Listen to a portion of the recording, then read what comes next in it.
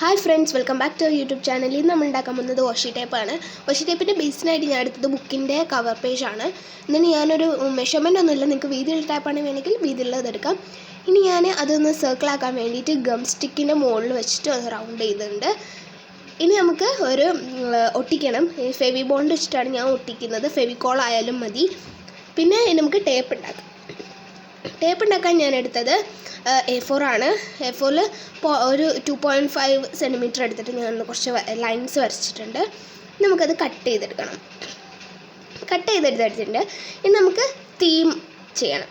ഞാനിവിടെ grid ലൈൻസും floral പ്രിൻറ്റുമാണ് ചെയ്യുന്നത്. അതിന് ഗ്രിഡ് ലൈൻ സെറ്റായി. ഇപ്പോൾ ഫ്ലോറൽ ഞാൻ റെഡിയാക്കി. ഞാൻ 3 ഷീറ്റാണ് എടുത്തത്. നമുക്കിതൊന്ന് ഗമ്മ് അപ്ലൈ ചെയ്യണം, സ്റ്റിക്കി ആയിട്ടിരിക്കും.